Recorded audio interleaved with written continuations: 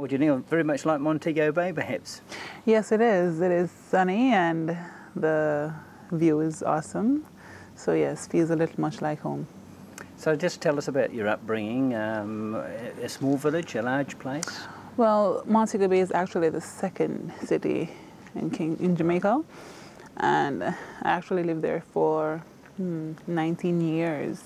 I've recently relocated to St. Thomas. It's much smaller than Montego Bay, not as populated and not as well, not as fun as Montego Bay, but it's kind of like the country. And that's kind of like who I am. I like the country. I like the nature, like just being able to have good views of the sea and just have a lot of trees around me. So yeah, I love St. Thomas much more than Montego Bay. Montego Bay is fun. Was it a lifestyle choice that you moved? Is that why you did it? Yes, it was. Right, tell us about your sporting upbringing at school. Was netball your first choice? Or I know basketball's very popular there. Well, basketball is somewhat popular, but not as popular as netball. But netball was my first choice, I think, from the womb. I started playing in primary school. Did Mum play? Well, yeah, my mom played, but not professionally. She played for her school. Right. So I started playing at 11. Does she provide the height in the family? Oh, well, my mom and my dad. My mom is like 6 foot. My dad is 6'1". Right, good start. So this was my intended height. Right. So I'm like 6'5", so I got extra 5 inches. But I'm very proud of my height. I love it, you know. And I've handy for always your been. sport? Definitely, yeah. So you were tall at school, so... Ever since knowing myself, I was always tall. Right. Yeah. Okay.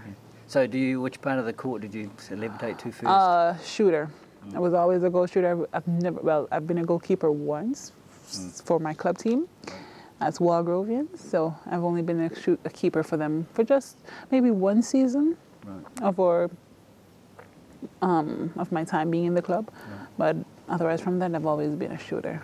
Okay. So in school, was it a competitive competition between schools? Yes, it was very competitive. And actually, the first time my primary school had ever won a knockout championship was when I was playing. Right. So I made a vast I think so. So I made a vast difference in that team, and I went on to high school, and we've been St. James High was my high school. Right. We've been they have been good for the years, but when I got there, you know, they've been better. Oh, I hope that's going to apply to the steel, is it? Definitely, of course. You know, so yeah, netball for me. I've been playing netball almost my entire life. So it's just my passion. It's my love. It's my joy. Right. You know, it's me. So when you left school, you joined a club? Is it how well, yes. When I left school, my first club, which is in Montego Bay, was Paysetters. Right. And that was my first club. They're the one that helped me to develop my skills, and they're the one who also helped me to do my my recruiting for the national team. Right. So after that club, I moved on to Walgrove. Walgrove is based in Kingston. Right. Yeah, so I'm currently with that club team, and that's one of the best clubs in Jamaica. Okay. Yeah, so.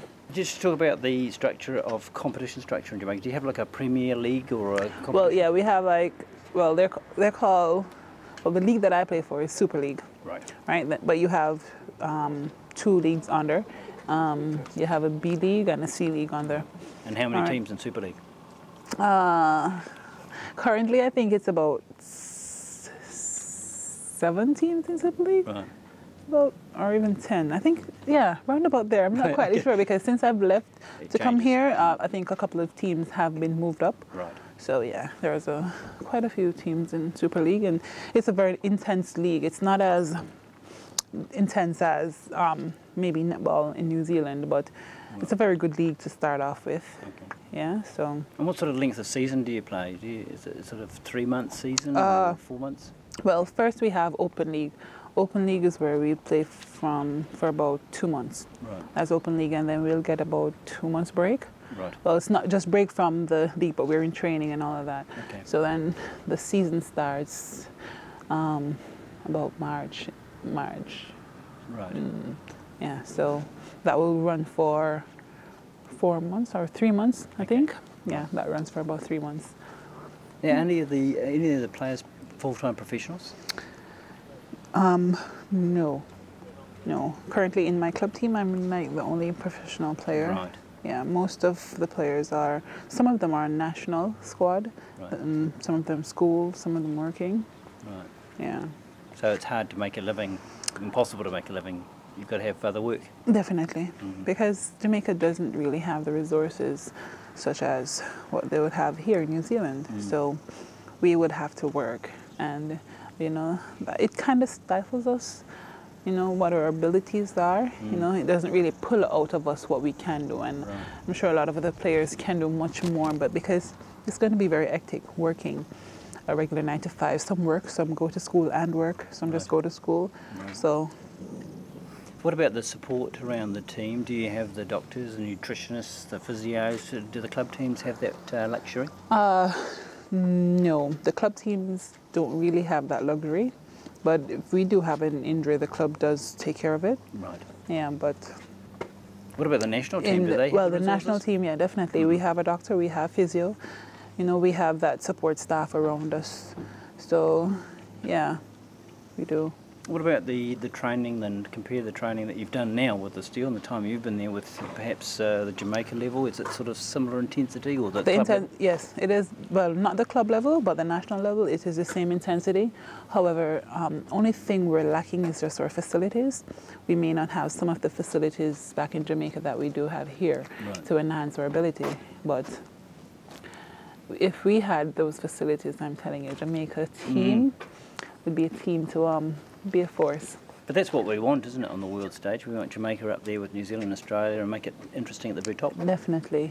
And we're going to get there because right now Jamaica has a very young team, and this team, the set of girls that are there, including myself and Romeldo, we are very tight-knitted, we are close, personally and within netball and out of netball. So because of that combination on court, we will be very good as well. So once we have a little more time training together and working hard, it's going to be a very awesome team coming next World Championship. Okay. Well, when you come to Australasia, obviously you've had that experience in Melbourne, first time of ANZ. I know it's only pre-season, but what's your first impression of that? Definitely. standard? Well, honestly, I had an expectations before I got there. I knew it was going to be very hard. I knew it was going to be intense games, and yeah, my expectations were fulfilled when I got on the court because I've been getting a lot of shoves and a lot of beatings. But I'm used to that. I've always been getting those beatings. But is it physical game in Jamaica? yes, it is. It is. Yeah. It is very physical. It is very physical there. What about the speed of the ANZ? Maybe not as fast as NZ. Right. No, it's not as fast as NZ. We're more slower pace. Right. Yeah. What about the physical preparation? Are you at the right fitness level, do you think, for this? My fitness level, it can get better, but yes, I'm there. I'm getting there. Still have room for improvement. Do you do a lot of things like weight training back in Jamaica and that sort of gym work that we spend a lot of time on? Maybe not as much as here, but we do a little gym work and weights training back in Jamaica. Yeah.